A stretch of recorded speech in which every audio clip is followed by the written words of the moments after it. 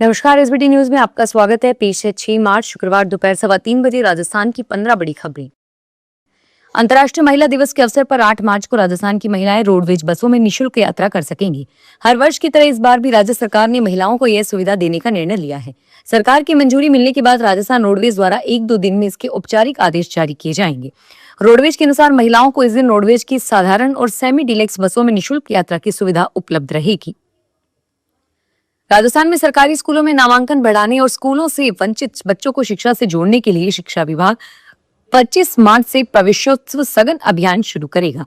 इसके तहत शिक्षकों को गांव मोहल्ले में घर घर जाकर सर्वे करना होगा और ऐसे बच्चों की पहचान करनी होगी जो स्कूल से बाहर हैं या पढ़ाई बीच में छोड़ चुके हैं। ऐसे में शिक्षा विभाग इस बार नामांकन बढ़ाने के लिए विशेष प्रयास कर रहा है और इसी कारण सरकारी स्कूलों में भी 1 अप्रैल से नया शैक्षणिक सत्र शुरू किया जा रहा है ताकि अधिकाधिक बच्चों का प्रवेश करवाया जा सके।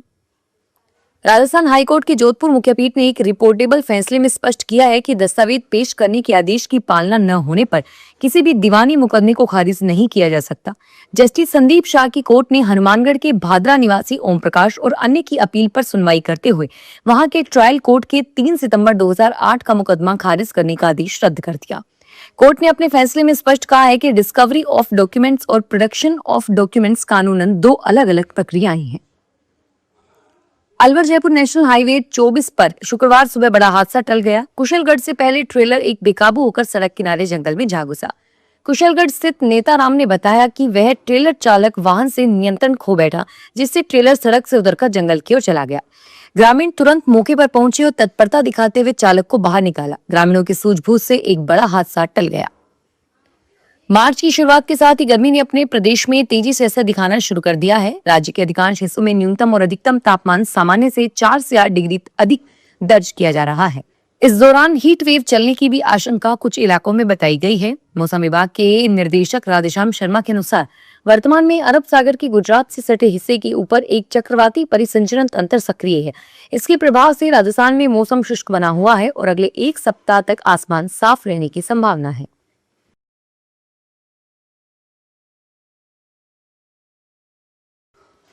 राजस्थान और हरियाणा के बीच रेल संपर्क को मजबूत करने वाला महत्वपूर्ण प्रोजेक्ट अब तेजी पकड़ रहा है। फुलेरा रेवाड़ी रेलखंड के दोहरीकरण से करीब 215 किलोमीटर लंबी नई रेल लाइन बिछाई जाएगी, जिस पर कुल 2208 करोड़ रुपए की लागत आएगी। इस परियोजना से राजस्थान और हरियाणा के कई जिलों में विकास को गति मिलेगी और साथ ही हरियाणा से खाटू श्याम जी और सालासर जैसे धार्मिक स्थलों पर जाने वाले श्रद्धालुओं को यात्रा में भी सुविधा होगी। अजमेर के धानका बस्ती और संजय नगर क्षेत्र में पानी की समस्याओं को लेकर शुक्रवार को क्षेत्र की महिलाओं ने विरोध प्रदर्शन किया। इस दौरान विभाग में कोई भी अधिकारी मौजूद नहीं मिला। क्षेत्रवासियों का कहना है कि धानका बस्ती और आसपास के इलाके में पानी की समस्या बनी हुई है। लोगों का कहना है कि अभी गर्मी का मौसम पूरी तरह से शुरू भी नहीं हुआ और उसके बावजूद भी पानी की किल्लत बनी हुई है। व्हाट्सएप चैट के आधार पर तलाक का आदेश नहीं दिया जा सकता है। जस्टिस भारती डांगरे की पीठ ने महिला को फैमिली कोर्ट अपील पर सुनवाई में यह बात कही। उन्होंने कहा कि हिंदू मैरिज एक्ट 1995 की धारा 13 के तहत क्रूरता के आरोप कानूनी तौर पर मंजूर सबूतों से साबित होने चाहिए। जिस सामग्री पर भरोसा किया गया, विरोधी पक्ष को उसका खंडन करने का मौका मिलना चाहिए। महिला ने फैमिली कोर्ट के 27 मई 2025 के एक तरफा फैसले और आदेश को चुनौती दी। इस फैसले में फैमिली कोर्ट ने क्रूरता के आधार पर हिंदू मैरिज एक्ट के तहत पति की तलाक की अर्जी मंजूर की थी। सीकर के खाटू श्याम जी मंदिर में फाल्गुनी मेले का आयोजन होने के बाद आज यहां पर मंदिर कमेटी ऑफिस में 2 आतंकवादी घुस गए। यह कोई आतंकी हमला नहीं था और आज यहां पर ATS ERT के द्वारा आतंकी हमले से निपटने के लिए मॉक ड्रिल की गई। मॉक ड्रिल हो, लेकिन आज मंदिर में एक साथ इतने हथियारबंद जवानों को लेकर एक बार वहां मौजूद श्रद्धालु भी हैरान हो गए। आज की मॉक ड्रिल के लिए मंदिर कमेटी के मंत्री मानवेंद्र सिंह चौहान ने ERT के जवानों का आभार जताया। बारां के क्रोनो नेशनल पार्क के चीता KP2 के जिले के जंगल में पुनः आने के करीब 16 दिन बाद उनका छोटा भाई KP3 भी उन्हीं पच्चीनों पर चलता नजर आया।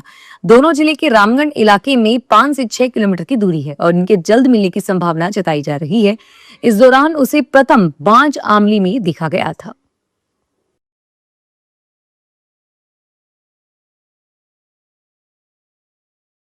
मध्य पूर्व में बढ़ते ईरान इजरायल तनाव का असर अब उदयपुर के पर्यटन कारोबार पर भी दिखाई देने लगा है। इंटरनेशनल फ्लाइट्स रद्द होने से विदेशी सैलानियों का आना कम हो गया है, जिसके चलते शहर के कई होटल और रिजॉर्ट भी बुकिंग कैंसिल हो रही है।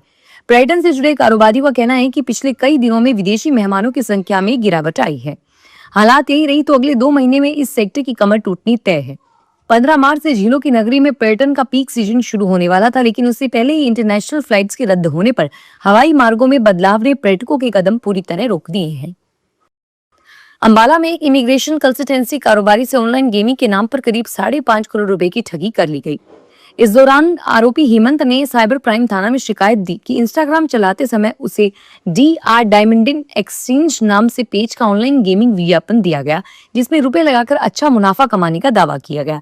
विज्ञापन पर क्लिक करते ही उसका संपर्क व्हाट्सएप नंबर के जरिए ठगों से हो गया। अलवर के रामगढ़ क्षेत्र के बाड़ोदा मेव थाना क्षेत्र के एक छोटे से गांव में गुरुवार रात को करीब 12 बजे डॉक्टर भीमराव अंबेडकर की प्रतिमा को खंडित कर दिया गया। प्रारंभिक जांच में 2 नाबालिगों पर शक किया गया। SDM मौके पर पहुंचे और शुक्रवार सुबह को उन्होंने मौके का मुआयना किया। थानाधिकारी के साथ ग्रामीणों से बातचीत करके उन्हें समझाने का प्रयास किया गया। ग्रामीणों की मांग है कि खंडित प्रतिमा को हटाकर उसकी जगह नई प्रतिमा स्थापित की जाए। बूंदी के इंद्रगंज क्षेत्र में कोटा लालसोट मेगा हाईवे पर डागरिया मोड़ के पास ट्रैक्टर ट्राली से डंपर की आमने सामने भिड़ंत हो गई। हादसे में दोनों वाहन के चालक बाल बाल बच गए, उन्होंने चोटें आई। भिड़ंत के समय ट्रैक्टर और ट्राली दोनों में बजरी भरी हुई थी। टक्कर के बाद हाईवे पर बजरी बिखर गई, जिससे सड़क पर यातायात बाधित हुआ। जयपुर स्थित प्रदेश की सबसे बड़ी सब्जी मंडी मुहाना थोक सब्जी मंडी में आज नींबू और बारीक हरी मिर्ची के दामों में इजाफा देखने को मिला। आज थोक मंडी में नींबू के दाम 95 से 105 रुपए और बारीक हरी मिर्ची के दाम 110 से 120 रुपए के बीच बोले गए। आज हाइब्रिड टमाटर 17 से 18 रुपए तो देसी टमाटर 5 से 14 रुपए के बीच बिके गए। दूसरी ओर मुहाना मंडी स्थित आलू प्याज मंडी में आज दाम सामान्य रहे। आलू 6 से 9 रुपए के बीच तो प्याज 8 से 15 रुपए के बीच रहा। फिलहाल इस बुलेटिन में इतना ही और फिर हाजिर होंगे तमाम बड़ी खबरों के साथ। धन्यवाद।